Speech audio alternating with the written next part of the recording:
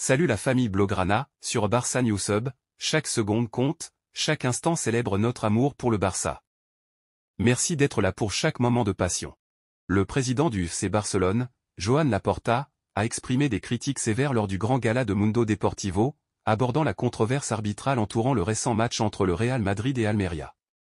Laporta a qualifié la prestation arbitrale au Santiago Bernabéu de honte, soulignant 3 décisions controversées en faveur de l'équipe blanche après consultation de la VAR. Ce qui s'est déroulé au Bernabéu est inacceptable. Nous sommes profondément préoccupés par le possible abandon des fonctions arbitrales en raison de pressions persistantes cette saison. Le collectif des arbitres doit répondre à ces préoccupations, a déclaré Laporta.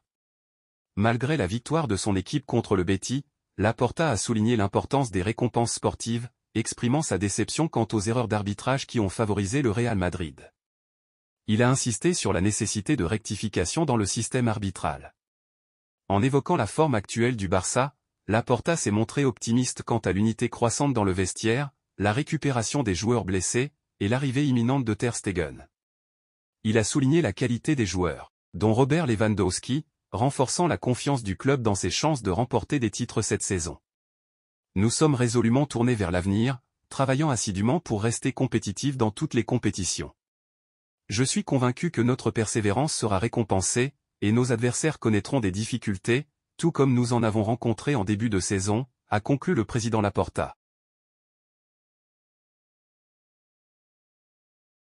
Marc-André Ter Stegen s'apprête à effectuer son retour au sein du FC Barcelone après une période d'indisponibilité due à une blessure au dos survenue fin novembre lors de sa participation avec l'équipe nationale allemande. Durant cette période, le gardien allemand a bénéficié de soins à Mérignac, près de Bordeaux, dans le cadre de sa rééducation, et il se trouve actuellement sur la voie d'une récupération complète. Dans une récente interview accordée à Sport, le portier du FC Barcelone a annoncé son retour anticipé dans les 2 prochaines semaines, soulignant ressentir des sensations positives quant à sa condition physique. Il est à noter que Marc-André Ter Stegen envisage de réintégrer l'équipe pour le match prévu contre Grenade le 11 février, qui se tiendra à Montjuïc. Thomas Tuchel traverse actuellement une période délicate à la tête du Bayern Munich. Depuis son arrivée en mars 2023, l'entraîneur allemand a connu des déceptions, notamment des éliminations en Coupe d'Allemagne et en Ligue des Champions. Malgré l'obtention du titre de Bundesliga lors de la dernière journée la saison dernière, l'équipe de Tuchel a connu des difficultés, et le mercato estival n'a pas répondu à toutes ses attentes, en particulier l'échec dans le recrutement de Joao Palhinha en provenance de Fulham. L'élimination récente de la Coupe d'Allemagne cette saison accroît la pression.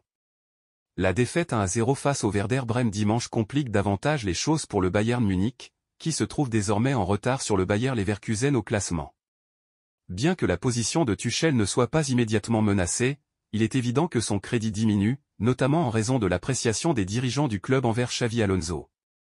Les informations de Sport 1 de mardi suggèrent que Tuchel est perplexe voire même désespéré face à la situation de son équipe. Gérer le mécontentement de joueurs clés tels que Léon Goretzka, Joshua Kimmich et Leroy Sané ajoutent une complexité supplémentaire. Dans une tentative de revitaliser son effectif, Tuchel mise sur le prochain mercato. Son objectif est de renforcer la défense, malgré l'ajout récent du polyvalent Eric Dier. Pour le poste d'arrière droit, Nordi Mukiele du PSG est ciblé, tandis que Kieran Trippier de Newcastle est considéré comme un plan B en raison de préoccupations financières. En défense centrale, Tuchel est moins convaincu par Matthijs de Ligt et exprime un vif intérêt pour Ronald Araujo, bien que le transfert potentiel soit envisagé pour l'été 2024. Cependant, le FC Barcelone, où Araujo est considéré comme un élément clé pour l'avenir, a fermement rejeté toute discussion de transfert actuel. En réponse aux questions de Movistar, Deco, le directeur sportif du Barça, a déclaré « L'intérêt du Bayern Munich pour Ronald Araujo ? Nous n'avons aucune intention de le vendre. Il n'est pas à vendre car il est une figure clé pour l'avenir du Barça. Il a un contrat à long terme, et nous n'avons aucun plan de le vendre. Son engagement quotidien démontre sa satisfaction ici. Il n'y a rien de plus à dire. » Contrairement à ces déclarations, Bild a rapporté mardi que le Bayern Munich a soumis une première offre de 75 millions d'euros pour Araujo, sous contrat jusqu'en juin 2026. Le club serait prêt à persévérer dans les négociations en cas de refus initial du Barça, marquant potentiellement le début d'un feuilleton de transfert prolongé. À la recherche d'un renforcement au milieu de terrain cet hiver, le FC Barcelone a exploré diverses pistes, mais s'est heurté aux contraintes financières. Malgré les efforts déployés depuis l'arrivée de Vitor Roque, le champion d'Espagne semble susceptible de conclure ce marché sans avoir réussi à trouver le joueur recherché dans l'entrejeu.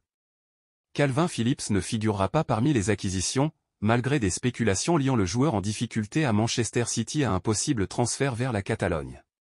Cependant, le milieu de 28 ans, en quête de temps de jeu, ne pouvait attendre indéfiniment.